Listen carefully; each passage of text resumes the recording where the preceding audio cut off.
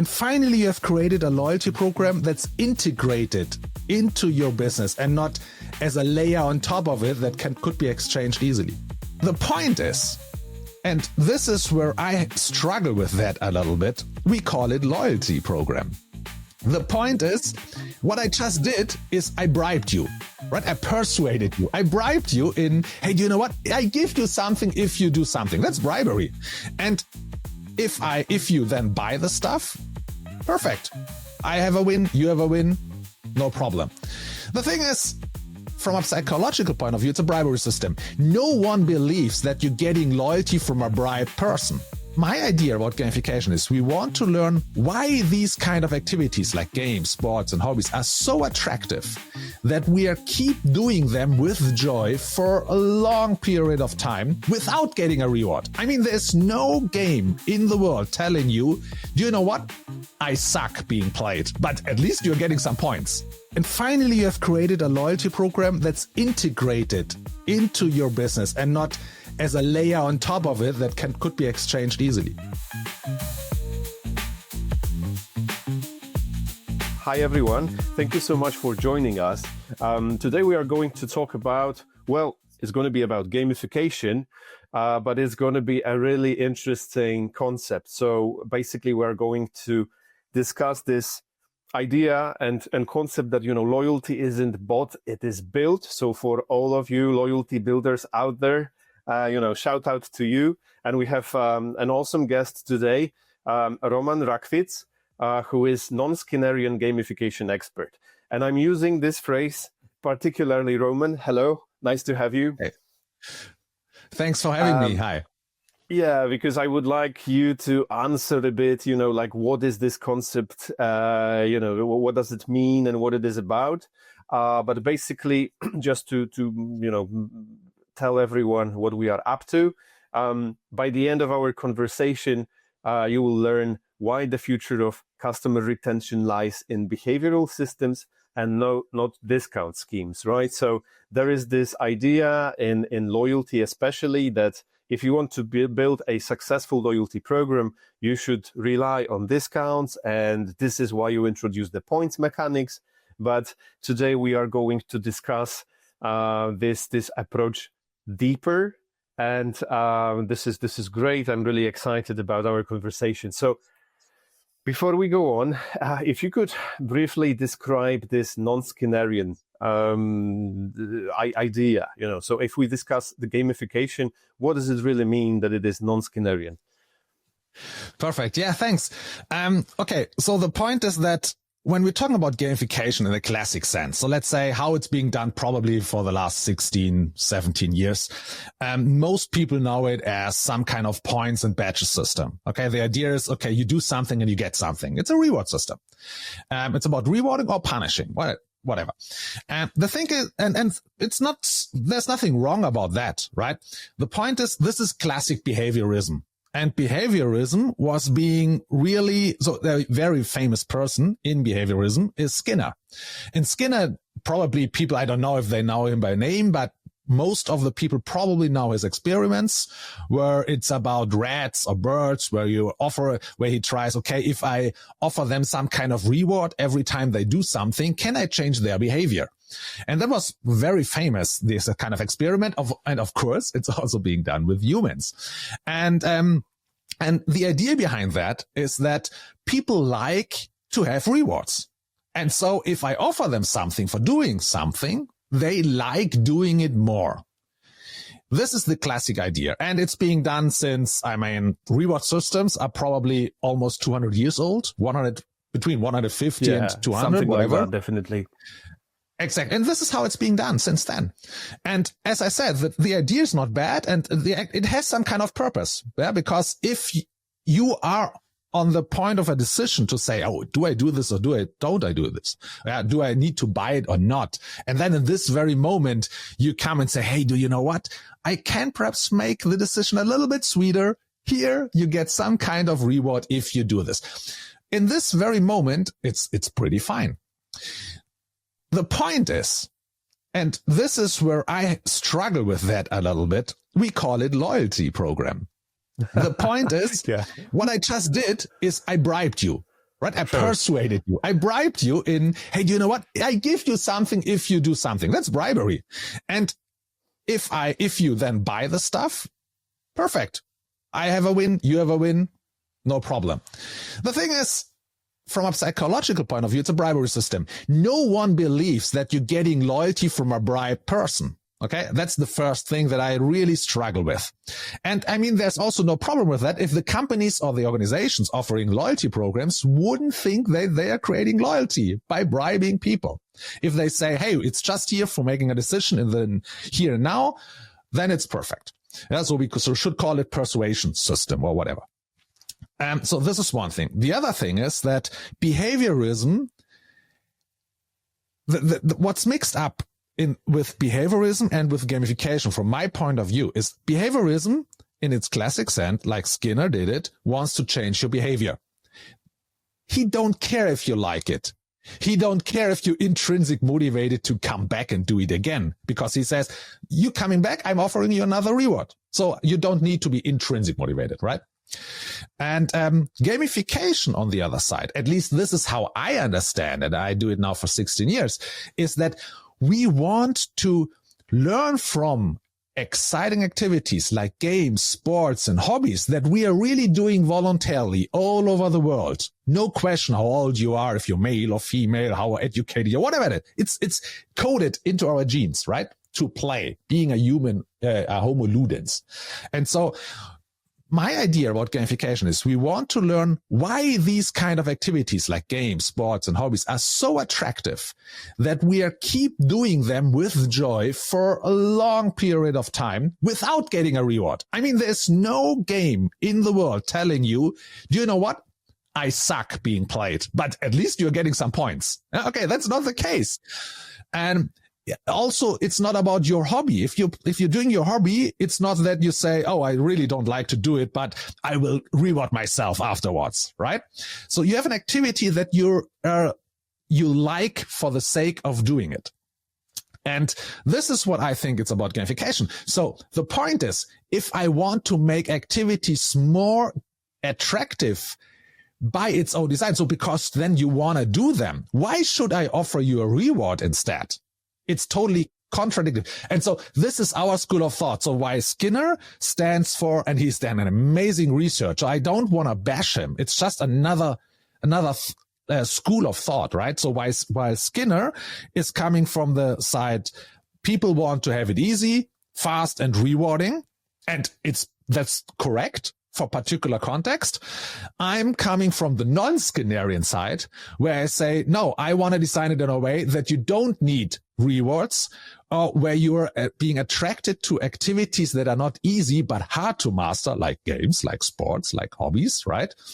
And that are sustainable, not fast. I mean, no one is saying, oh, it's amazing, World of Warcraft, I like it, hopefully it's over soon. No, it's not now. We wanna stay in there. And so that's the difference from my point of view between the Skinnerism behavior approach and a non-Skinnerian behavior approach. Awesome. Thank you so much for clarifying that. It really touches on those challenges that I observe right now in the loyalty space for sure, because on the one hand, very often, you treat the loyalty program as a, let's say, well-structured discounting policy. But right now there is a shift, as I'm observing, where actually, loyalty managers and people responsible for loyalty initiatives in companies, they try to figure out like, okay, how do we use the loyalty initiative how do we, create unique, exceptional customer experience instead of just like throwing multiple discounts at people, and then how do we actually make it more profitable, both for the user, both for the member, and obviously for the business. So here, when I'm thinking about gamification in the loyalty space, I'm thinking, how can we make, you've mentioned this intrinsic motivation that basically I like to interact with the brand. There is one particular challenge that I'm observing, that very often if you collaborate or if you work with a gamification expert, then you end up with, let's say, a loyalty app that resembles a game. It looks like a game. It feels like a game. You do have those interesting game-like features and functions. But unfortunately, this is a layer on top of a business. It's not aligned. It's not. I can't even really explain, like, okay, why would we do it like this? Obviously, it feels like fun, but is it really like a part of a business, or maybe this is something separate? So, what is your take on gamification in this sense? I really liked how you framed it.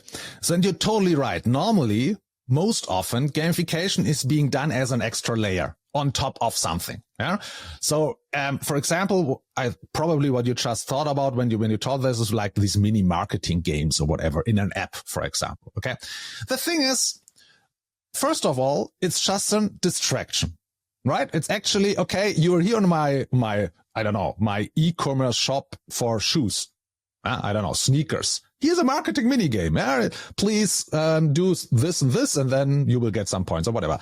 And you could put the same game, the exactly same game. Perhaps you name some stuff differently that it's more aligned with the e-commerce shop. But on the other, you could take the same exactly game and put it on a shop for coffee machines. Right? So this is what I mean with an extra layer, or probably what you also said. It's external. And it's a distraction. Is it bad? No. Of course, why not? I mean, you can always click it away, yeah? And if you want to have some kind of distraction, yeah, then you could do it. The question is always, why? So the point is, of course, what you didn't do is you didn't improve the experience with your job. You just distracted from it, right? So, and this is the other side that you could look at, is how do you actually improve the original interaction with the shop without the need of a distraction? Because the problem is, let's imagine you're creating an amazing mini game. It's entertaining, right? And Angry Birds, yeah, or Moorhuhn. It was in Germany very famous, where you just had these, I don't know. Do you know that? Moorhuhns, and then you had to shoot on them. So there are sometimes that are amazing, very funny, and like, viral going, mini games. The problem is that we are getting used to it. Yeah. After the third time, we know the graphics, we know the rules, we know the challenge, and it's a mini game. So it's not really challenging over a longer period of time. And so, this is what very often is being done in gamification. Why? Because I think it's the people really don't know why we play games, or what is the purpose originally for playing a game, or what we really like to do. Most often, these kind of systems, and it doesn't matter if it's about gamification, providers or organizations themselves, the companies hiring them, is they believe that to make something more engaging, you have to make it easier, faster, and rewarding. So it's more like convenience, right? So it's always, there's the argument, hey, it's only 5 minutes, only do it for 5 minutes, and then you will already get something, yeah? Or it's, hey, the game is so easy, you can win easily. The point is, because they think the image of man is that we enjoy easy, fast, and rewarding things. In English, there's some kind of differentiation. It's better than in German, because there they say there's a difference between what you want and what you like. So if you ask people what they want it easy, fast, and rewarding. Yeah, it's not stupid to say that. And of course, there's no real argument against it.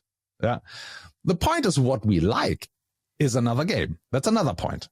It seems to be, if you look at human beings, whenever they are allowed to do what they can do. So really, truly voluntarily, not because it makes sense or it's more rational, because if you're really allowed to do what you want to do, then you're playing games, sports, and hobbies. And the thing here is, these kind of characteristics are designed in a way that they are easy to get started, but hard to master. And this is exactly why they are so attractive over a longer period of time. Yeah? It's also that you have to overcome challenges. So most probably you're failing 9 times out of 10. And then let's call it reward, if you want to so, is if you finally are overcoming the challenge, it says, hey, success, here's the next one, and it's harder, level 2. It's that kind of stuff. And So the point is that there's a wrong image of man from my point of view, why these people are using that kind of approach, like these mini games or reward systems. And of course, there's also one other point, and I really get that. And this is also one that we also struggling with, is context. And I mean the context of the company using it, because if you're implementing a marketing mini game or a reward system, normally it's easy to do that because it's like you're taking something from the shelf, you're implementing it in a very straightforward way into your e-commerce shop or reward system, whatever, loyalty program. And it's easy to measure. So it's like, hey, we have so many people participated, so many people finished it, so many people got a discount, and so many bots. And so you have something to measure and to value against each other. And I totally get it that from a point of a project manager, a loyalty manager, this is the stuff that his dreams are made of. Because now he can go to his boss and say, hey, do you know, here we can really measure and we can make decisions based on that measurement. And it's attractive because it's direct and fast. The problem with human motivation and create something where people are are developing some kind of trust and going deeper into this and creating some kind of resilience so that even if something is not really working very well, they stay with you. And so this is what we call loyalty, right? This takes time. It's a long-term game, if you want to call it this way. And there are so many variables involved and more psychological ones that are not easy to be measured directly. And so this is, I think, why these kind of approaches are first much more attractive than going the other way, the non-Skinnerian way, if you call it this way. And also why it's easier to sell that kind of stuff. And just one last thing, fun fact, I know at least two people from, let's say, famous reward programs, gamified programs. And sometimes, because to be honest, it's a small community. Yeah. So most of us, we still know each other around the world. And sometimes you meet on conferences, and then in the evening you sit in the bar in a restaurant, you have your glass of wine and you're talking to each other about experience, whatever. And then sometimes you start to go into the rabbit hole of science and philosophy or whatever. And then if you talk to these people, you realize that, hey, actually they know something about behavior psychology. And then if you ask them and say, okay, so you know exactly how intrinsic motivation or how long-term motivation is being built up. So why are you offering a point system, or why are these kind of classic pointification systems? And then the answer is always the same. They say, because the people get it, they buy that kind of stuff. Yeah. I believe that this is true because this is a sort of like a standard, and it's also easy to introduce. And you've mentioned, I think that it's very valid argument that sometimes it's very quick to implement. So if you have this mechanics of like providing points for each transaction, it is quite easy to calculate. Okay, so this is more or less like the point scheme, right? And then suddenly you have something to offer to your members. But I absolutely get the difference that if you think about like short-term gains, so then sure, it absolutely works, right? It's a discount. It's like you can save something. You can run a promotion. You can run a certain like sales campaign. But here you've mentioned that since actually building loyalty is a long-term game, and it's actually about converting the people from being externally motivated by a discount to actually feeling that, okay, this is the brand that I would like to interact with on a regular basis. So then we need some long-term approach. And I think that this actually creates a lot of opportunity. And it, to my mind, it just points to a loyalty program as an opportunity for a brand to build long-term relationship. And then now I would like to ask you about your experience here, because, since you've described briefly the psychology behind the discount or behind the external reward, what would be your approach towards building or actually moving? Because recently I realized, or actually, I've read about motivation, and it seems, because I always thought that motivation is a sort of like a spectrum, or so you can move from 0 to 100. But actually we have like different kinds of motivation, right? And it is about the quality. And the concept that we describe in intrinsic motivation is basically the feeling like, yes, I want to do it. I want to interact with this brand. So if you ask me, for example, where to eat in Krakow, because I live in Krakow currently, automatically I have like 2 places where I would like to go to. It is based on, the quality of the food, and it's like me being absolutely happy and ready to go there every time.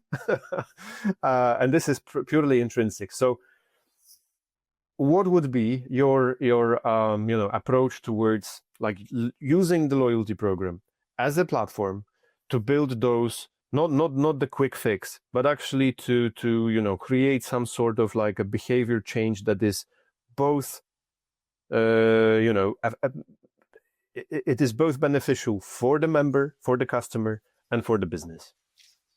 Yeah.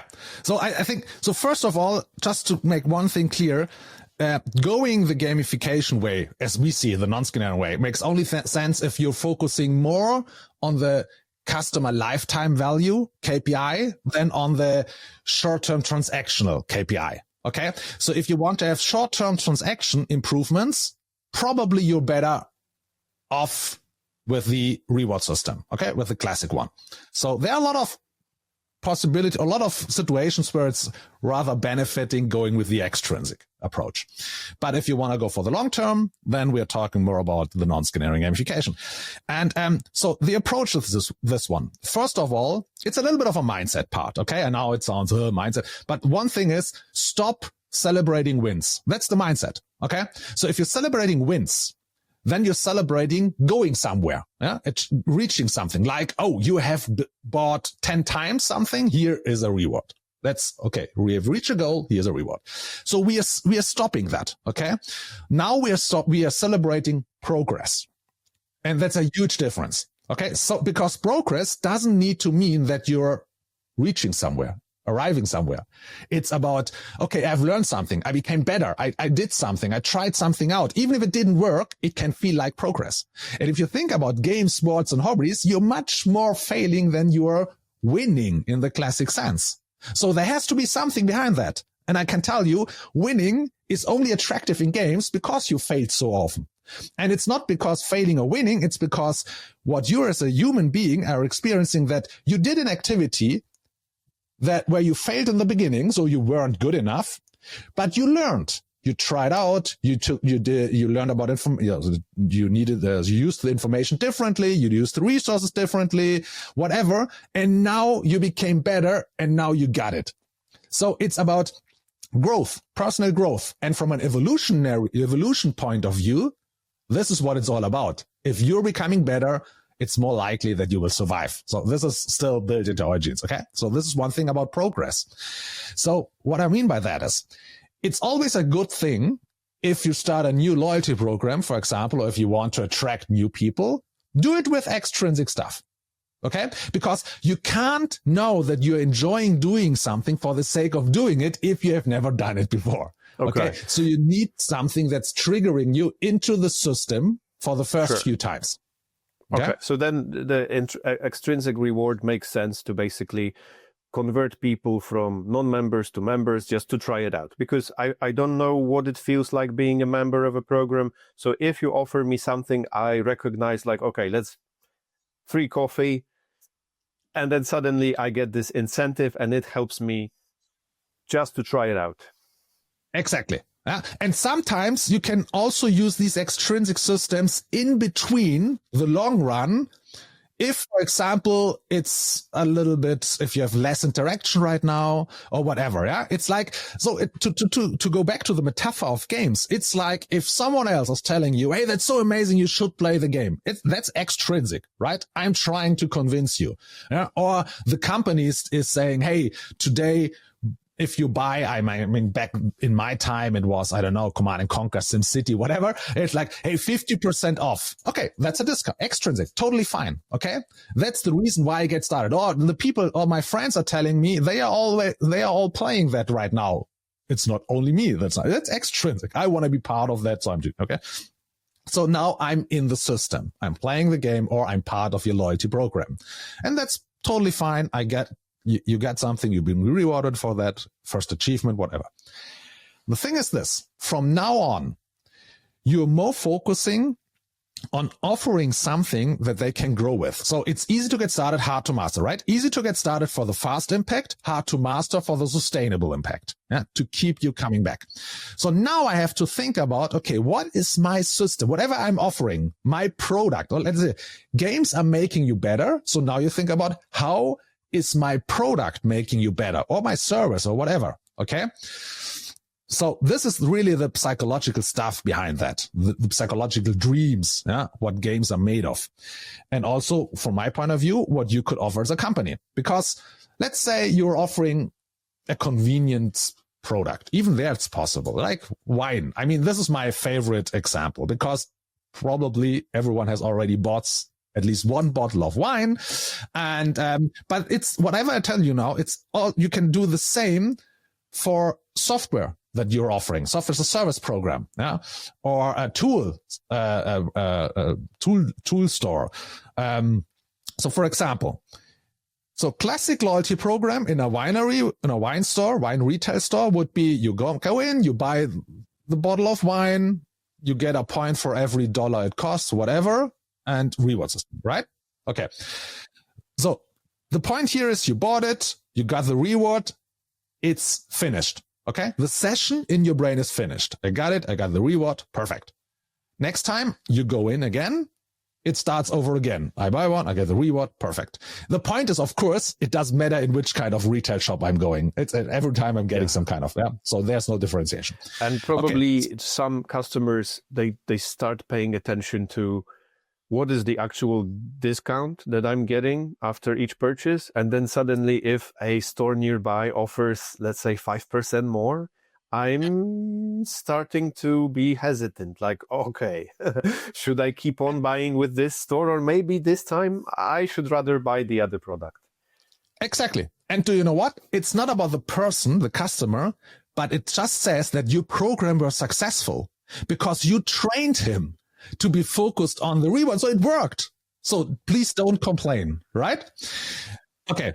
So now, if we think from a gamified, non-Skinnerian gamified point of view on that, I would think about, okay, how can I, as a wine retail owner, make you better in drinking wine, for example? Okay. So, of course, in the beginning, I would also have my classic reward program, no matter. The point is, I mean, nowadays it's like a hygiene product. You need to have it. So people are pissed if you don't have it, but they're not excited because you have it, because everyone has it, right? So you still need that in place. Perfect. But it's not changing anything. Okay. So what would change something?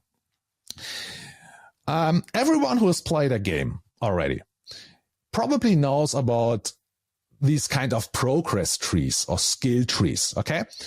So why are they always in a game? It's not just as a tree, but the idea behind it is like, okay, you're doing something, you're getting access to something. This leads to another thing and to another thing and to another, blah, blah, blah. It doesn't matter how it's being visualized. And it's the same in your hobby, right? It's like, okay, you're doing good in a hobby. Now you can decide if you want to change the activity inside of, if you, let's say your hobby is climbing mountains. And now you can, if you have some kind of particular skills, or if you start normally going up the mountain, very easy mountains, then you can start to decide, do you want to do it solo with others? Do you want to more climbing or more walking? Or do you want to do the high ones, the long ones, the short ones, but difficult ones, whatever it is. Okay. So if you start going somewhere, more opportunities arise. And we love that kind of possibility of autonomy now, where we can make important decisions. Yeah? So, okay, what does that mean for the winery?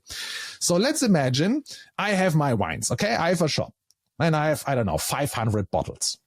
So now, for example, I could go and say, okay, here are my top 50. The ones that I really like, or the ones that are the bottles that I sell most often, whatever.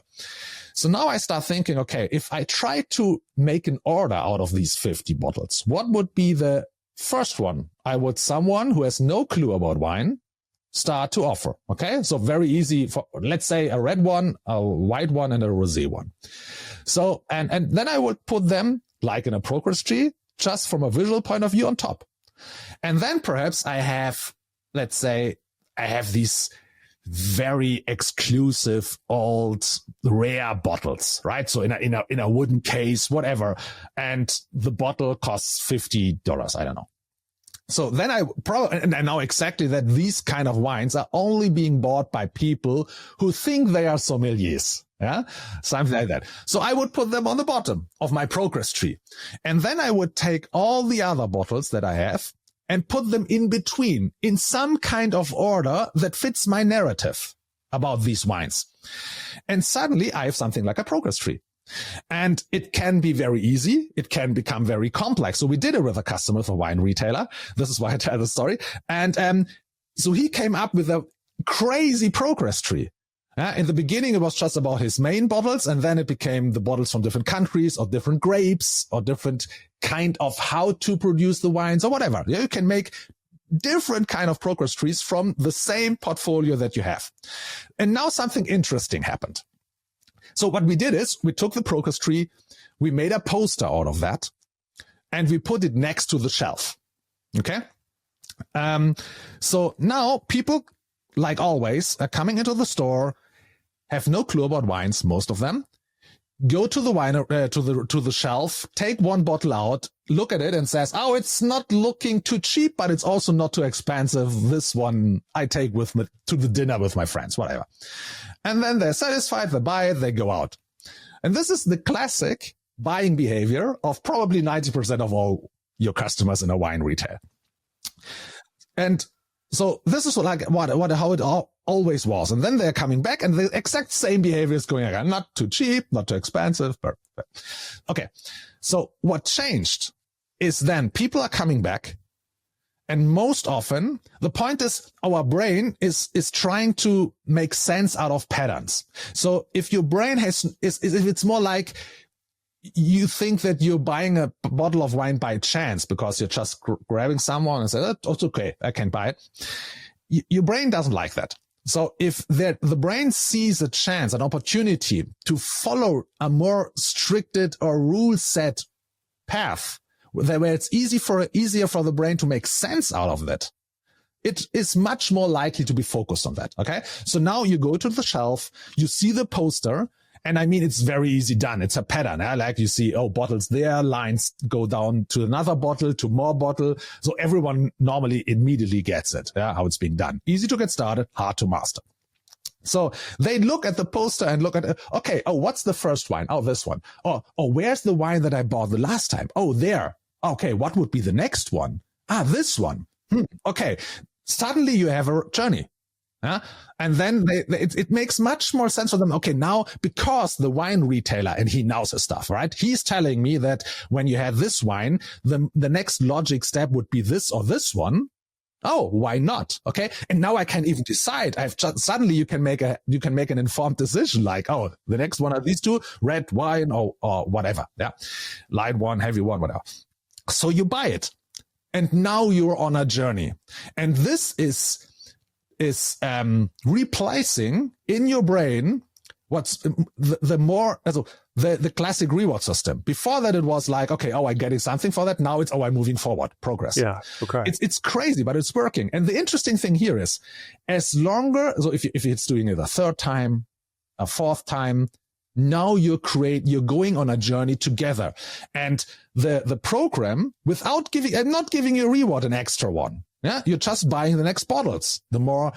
Sometimes some of them are more exclusive. Yeah, but you're being educated, right?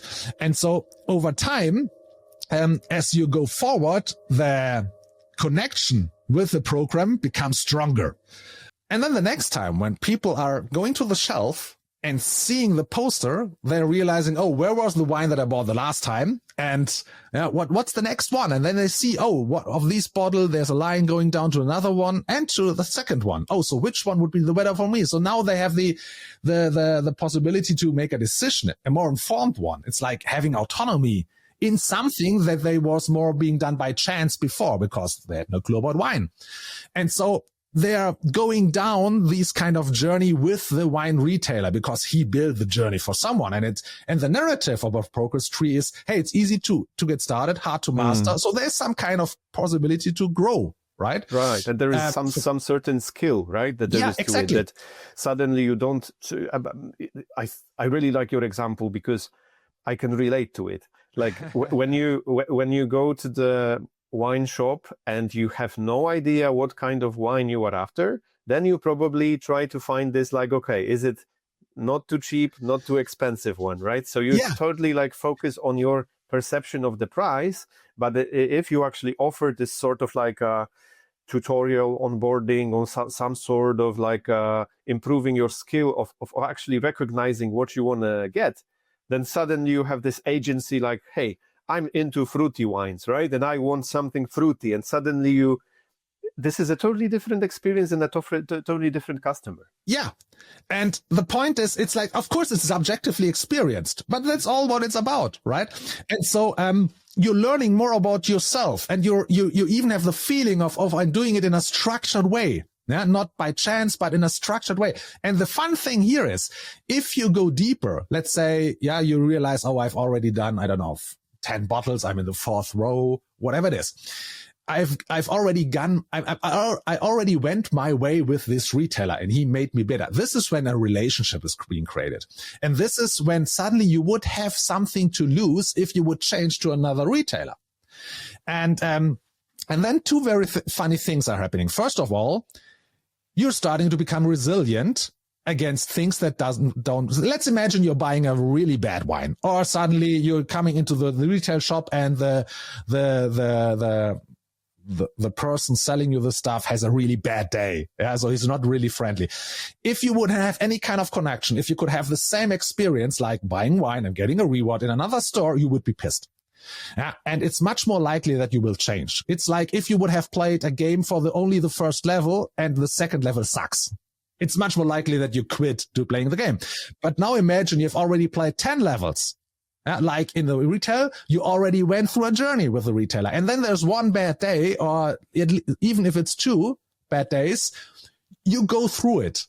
You are much more, because you have already invested so much time and effort in this common journey so that it's worth staying, right? This is one thing. And the other fun thing is that now imagine I don't know, you're reaching the 5th, 6th, 7th row of your progress tree. So you realize that, I've already done something to be able to be here. And then a wine is coming up. It's the one who could be next. But it's 25 euros or dollars. So actually you would never have bought a bottle of wine in this category, because it's just, hey, I'm being invited for dinner. I'm just bringing wine. So, but now you're thinking, okay, now I'm ready for it. I did the whole way. I learned so much. Now I'm here. It's like reaching a particular level in a game. Yeah. That's because you worked your ass off to be there. You've built the skill, right? You are ready for that. Exactly. And otherwise you wouldn't have been. And the point is, getting this kind of access together with what it is communicating, that's the reward. It's not like, what am I getting? Now now I have the responsibility to try better wines because I can tell someone else a narrative, whatever. So, what you changed is that you changed your system, your loyalty program, from being transactional, where you have to offer always more rewards because the consumer is getting used to it. Now you changed it to a common path, that you're going together, and you're offering more opportunities to go with you. But it means using his products. And this is a very, very easy actually example for how you can use a non-skinnering gamification approach for convenience products to make them much more engaging than you would be able to do that ever with some kind of transactional reward system. Yeah, I mean, this is huge, like shift. It's a huge difference now in perception, because very often it's when you think about the discount Sure, how to make the price attractive, but it's going against the brand very often because, well, you can offer so much discount, right? But at some point you are just like, okay, sure, but we're a business, right? So our goal is actually to improve the profit margin, not to reduce it brutally. And especially with so-called loyalty customers, like loyal customers, right? And when you've shared your idea about building a skill and also like, moving towards like building resilience. This is also a very important concept. So now, for example, something that came to my mind is the referral, right? That obviously the majority of programs, it's a simple referral like mechanic where if you refer the program to someone else, you get a discount and this person gets a discount. But based on the example that you have provided, it's really cool if you, let's say, unlock the referral after you have built the skill, right? So since now you understand the differences between the wine, you get this opportunity actually to become some sort like a guide, right, to someone else. And then you can automatically create the referral as an option, as an opportunity to introduce someone new to the business, right? Or like to wines, basically, because I believe that for a lot of people, putting the effort into building the skill, then actually it creates this urge to let other people know, like, hey, I've learned. Did you know that this particular wine is made in this particular way, right? So, for example, if you now I can see that there is a lot of opportunity, like your idea how to use gamification definitely defines the long-term customer journey, right? And it just creates more opportunities instead of like, hey, here's your like typical, 5% off for the first purchase. Yeah. And just to go forward with that, what you just said is, I mean, if you talk about the classic referral program, the point is that people, now that you're getting something, if you bring me in as a customer, of course, I'm also getting something, but you're getting something. So the point is, even if you try to tell me that that's an amazing product because you really think it's an amazing product to get me in, there's always this little kind of taste like, perhaps he's only doing for the next $10 or whatever. And right, it feels like that. Exactly. And it's not a scarce resource, right? If you bring 100 people in, that's amazing. Yeah, for the company, you can do that. But so for me, as a receiver of your invitation to become a customer, it's just I'm just a number. But now, if you go the strategy that you just also said, it's like you can get access to it. You earn the way to recommend someone. And now imagine you make it a scarce resource. Now everything changes. Two things. First of all, the other person knows that it's a scarce resource. So I know if you have one place to recommend, one other guy to invite to become part of the journey. Now I'm feeling valued. Now I say, okay, now there seems to be a reason why you thought I am the right one. Okay. So this is activating something that's called reciprocity. That's a psychological frame where that says that if I do something good for you, most often without the thinking of, I want to have something back, I'm feeling much more responsible to do something good for you. So that means that probably I will try to be a better customer because you used this one place to recommend me as a customer instead of if I just would have become a customer in a regular way. And the other thing is that the company realizes, the retailer, that probably if you have only one spot that you can recommend to someone else to join the journey with him, probably you are doing it much more thoughtful. So probably you'll think much more likely about who is much more enjoying being with me on a journey in this wine retail. So probably you're offering me a better customer than others. Absolutely. And this is also a great opportunity for something like a group quest, right? When you've mentioned this wine business, very often there is scarcity included, which means that you have, let's say, like a limited batch of a purpose. It doesn't really translate into extremely high price. Very often it's just like a smaller quantity of wine. So for example, you could design a sort of like a group quest, right, towards a particular bottle of wine that is limited to 10 pieces only. And it's only for people who take on a challenge together. Because then when I'm thinking about, like, you've mentioned people who are most likely to, in this particular context, they are most likely to enjoy the wine.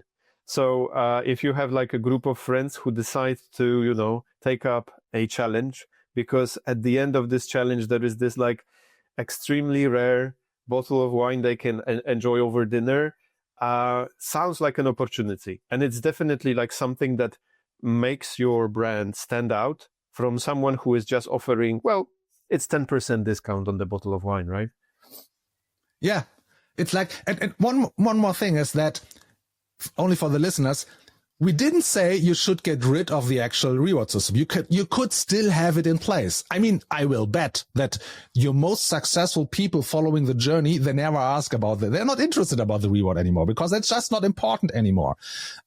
But you still could have it in place. And another thing is, it's also not the case that as you're still allowing every one of your customers to buy every wine they want to. It's not that now they are restricted to the journey. But the fun thing is most of them will follow it voluntarily. Yeah. Yeah, because you as you've mentioned, you create some sort of like a system to guide people through, and then automatically your brain thinks like, okay, let's use this already created route, right? So it's like chaos over order, and we tend to like go towards order. I mean, sometimes. yeah. No, it is. There's something behind that. Yeah. And now let's imagine you have a wine retail and I have a wine retail, and we are right next to each other. And you have your journey and I have my journey. So we both of us have a loyalty program now that has its own USP. It's individually. So it's not the same with the old classic loyalty program, people didn't care if they go probably to you or to me. Perhaps our family cared, yeah, but the other people's not. So, but now it makes a difference because I, from my experience, would have probably, most likely, created a totally different narrative of my progress tree than you have. And so there are different journeys and different stories behind that and different wines. Cool. Thank you. You've probably, unlocked a lot of opportunity for our audience right now, because this is what a loyalty program might do, that it actually creates this context for a narrative, and then you can test it out, but it's going to be a long-term experience rather than throwing a discount. So suddenly you can think about suddenly this loyalty program becomes a way, like a vehicle towards, okay, how can we make our customer experience outstanding? And then boom, you just come up with those different ways how to interact with your members. And I think that, yeah, it's important to say that still definitely, discounts and perhaps points, right? It is going to be a part of that. That's fine. That's perfectly fine. But it's probably important to remember that there's a time and place for using those sort of like external motivators.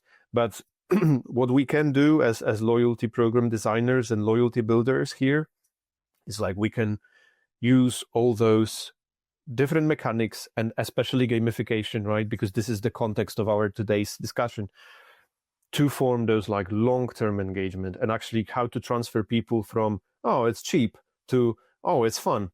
I mean, fun, but meaning not something that is fun, but it's away from your business, but it is exciting for me to choose this business over other business. I really like, for example, buying from them. Yeah. And you have created, and finally you have created a loyalty program that's integrated into your business and not as a layer on top of it that could be exchanged easily. Absolutely. So, thank you so much, because, now I have like lots of questions, and I could probably discuss with you all of these different aspects and, routes, just we could go on for hours. but I'm thinking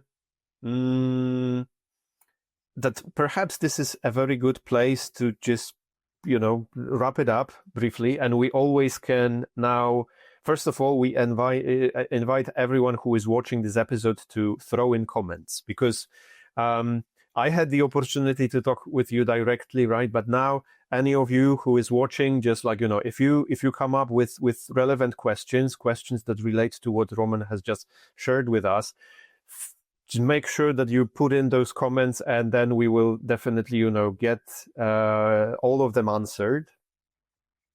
And I wanted to ask you about some, takeaways before we wrap it up, because there are a lot of companies who are now in this process of either building a loyalty program for the very first time, and they know that gamification is a leading trend. It's a huge part of the design process. And obviously there are companies who already have their loyalty programs, but they would like to make it better, more effective, since now the goal is to make the loyalty program more effective, more efficient, both for members and both for the business. So what would be, let's say, your sort of like a tip for a business who is just starting? And what would be your tip for a business that they have already, introduced the loyalty program, but they would like to make it more effective, more efficient? I know that it's a very general question and it's probably difficult, but I believe that right now, there's going to be some priority system coming. And what is the first thing that comes to your mind? Let's start with those who haven't had a loyalty program. They want to introduce it. What is your tip for, loyalty builders who would like to build it for the first time? Yeah.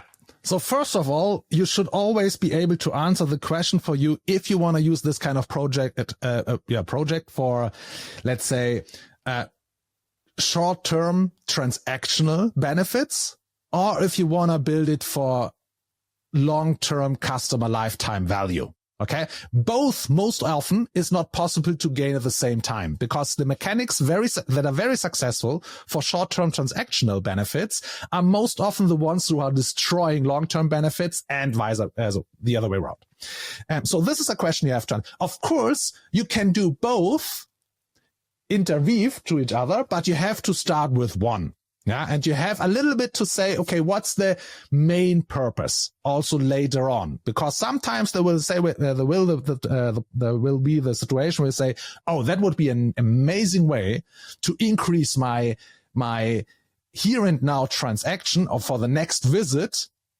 But if you think in this way, like we talked about just now within the non-Skinnerian way, you should realize that most probably it will also work against the long-term effect. And so you have to balance it out. So that's the first thing. Do some kind of audit for yourself. Okay.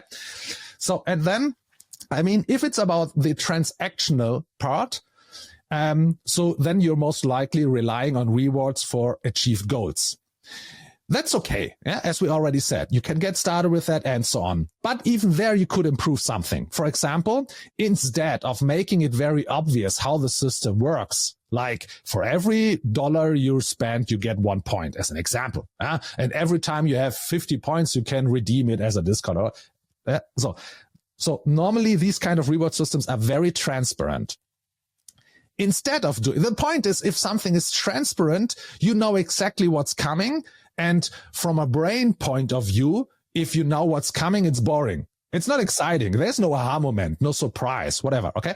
So what you could do is you could offer some kind of extrinsic reward system. But first of all, and I know that's counterintuitive, but we already did it and it worked very well. First of all is you don't tell them what kind of rewards. You don't tell them when you are getting what kind of rewards. Okay. You don't tell them, for example, how far they are away for getting a reward or sometimes even losing a reward if it's status or whatever. You can do both. Yeah. You can have some kind of, let's say, a very small extrinsic reward system where everyone knows exactly what he's getting. And then you can have this kind of adjusted or a higher reward system that has these kind of surprises, because people I know it sounds counterintuitive, but people love surprises. Okay. And there's a lot of research being done about that. It's proven by science that if you offer people a reward for 100% of the time, if they buy something, they are less excited about your reward system as if you would say, every time you buy something, I will throw a coin, and if it's head, you will get something. Okay. So you just took away the probability of getting the reward, and people are much more excited and like that system much more. So this is one thing. Okay. If you start with the extrinsic thing. But if you want to rely already on something like the non-Skinnerian part in gamification, try to make it obvious for them that there is some kind of journey that I will go with you as a customer. So if you have some kind of product and it's a very complex product, give me a good way, a good reason, or make it obvious for me that there's an easy way to start. So let's say, for example, wine, we already talked about. If you have a software as a service, you have a software with 200 features. Yeah, most people are just, they freeze if they have to use 200 features, right? Because they only know 10 of them or 2 of them or whatever. So let me start with only 2 of them so that I can make an informed decision. Oh, I use this and this and this. And then your software tells, hey, because you did this, now you get this. Here's another feature. So help me realizing that the relationship with you is becoming a journey. Yeah. And so as far as I go with you, the more value I will get, the more complexity I can understand and whatever. It makes me better. Okay. So it's more like, for example, skill trees that you can use as a visual element, as a feedback, not as a reward, as a feedback system. That if I'm progressing, and as I said, progressing can also mean that, oh, this didn't work. Now I know how not to do it. Okay. I do it the other way. Okay. You can have these kind of access unlocks. Okay. So because you did something, now you unlock a new feature. Now you unlock more information. Now you unlock more status. Now you unlock more responsibilities, like bringing someone with you or whatever it is. Okay. So, and this is how you could get started. And the interesting thing here is, first of all, if you go the second way, so start with the first way. If you have no program involved, then, but already design it a way that you can introduce the second way.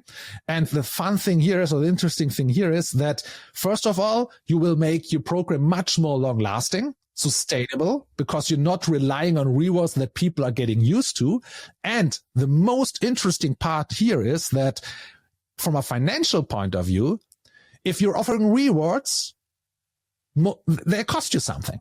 Okay. You have to give something. And because people are getting used to it, you offer better rewards. They cost more. So this kind of system is a race to the bottom. But if you're talking about access, progress, suddenly you're introducing something that's valuable for the customer, for the user to stay, that doesn't cost you anything, or a fraction of the actual one. So even from a financial point of view, that's much more sustainable. Absolutely. Yeah, it totally makes sense. And very often you could come up with ideas that actually allow people to interact with the brand meaningfully during the process. So you still build this recognition, resilience, right? You basically get used to interacting with this particular brand, which creates lots of more opportunities. So absolutely. Thank you. So then, if we think about businesses who that already have those loyalty programs going, but they have designed it a long time ago, and maybe this design is purely points and rewards, so it's absolutely extrinsic. And now people behind these programs, they want to introduce gamification to already existing program. So where would you start? What would you or where to look at? This is the most fun stuff, I think, because we had 2 amazing projects about that. And one was for a hardware store. The other one was for luxury sports cars. The point is this. So you have this classic reward system in place, and it's already there. So you have to fulfill it. Okay.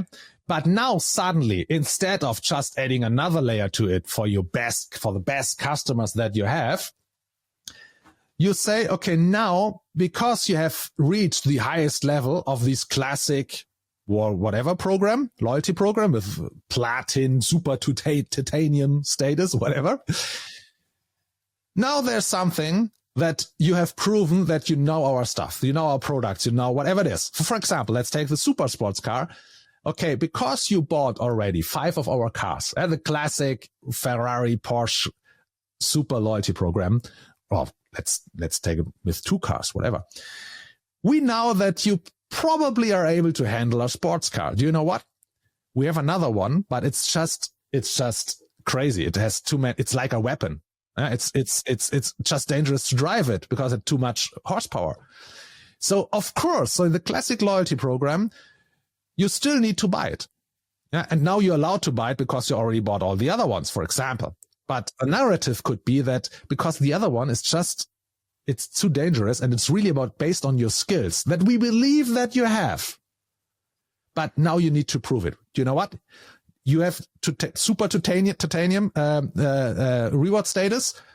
Now you're getting access to the next step. And this is one where you need this kind of level, super titanium status.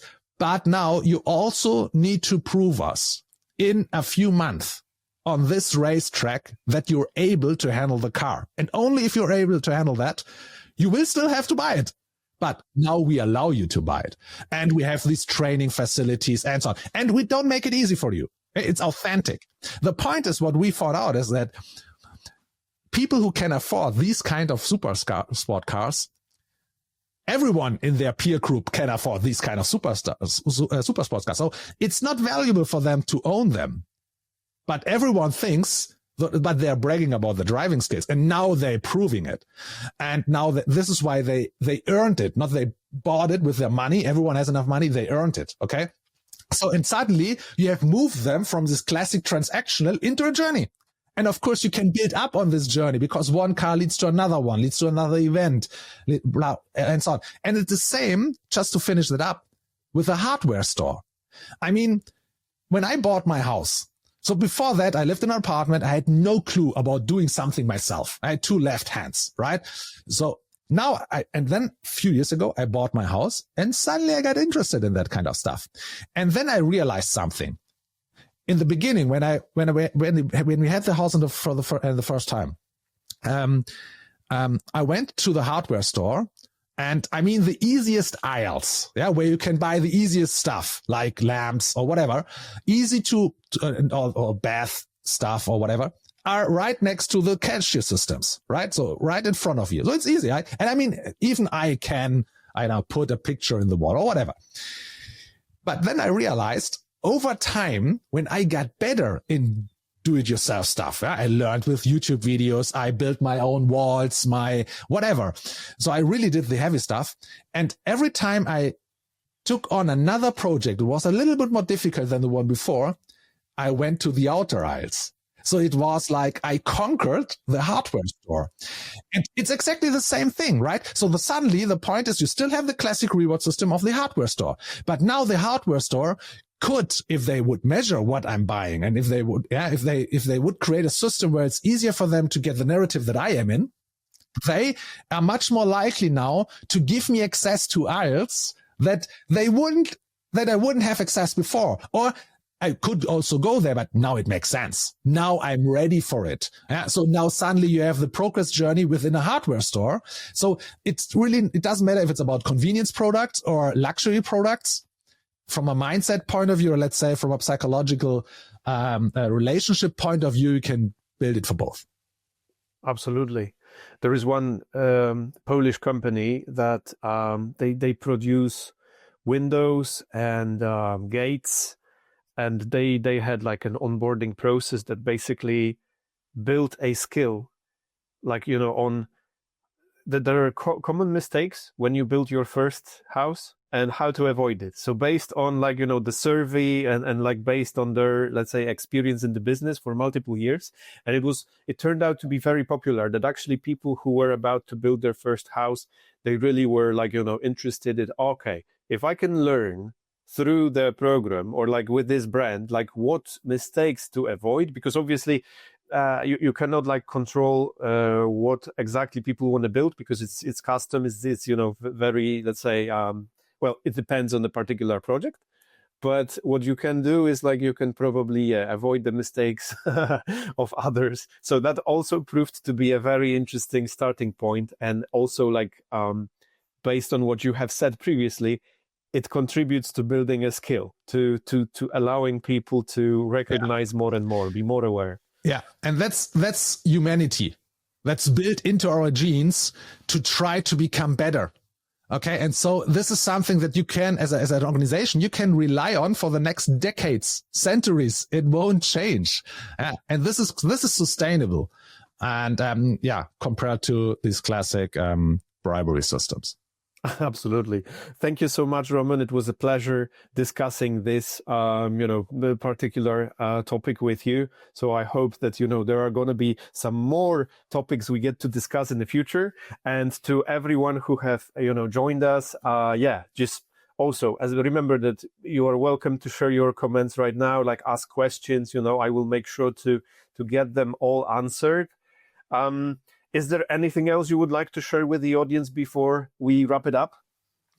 The only thing is that I know that a lot of the stuff that we just said seems to be counterintuitive because we used to grow up in another world. But it's science, behavior psychology, neuroscience, evolutionary biology. They show that it works. And the point is, if you're observing your kids, your family, your friends, yourself, in performing sports, games, and hobbies, you will exactly discover that. And so there has to be some kind of truth behind that. Perfect. Absolutely. Yeah. So it's true that this is science, everyone. So even if it feels counterintuitive, just at least test it out, right? Yeah, at least test it out. That's the correct one, yeah. Cool. Okay. So thank you so much and see you soon at the next Loyalty Builders video.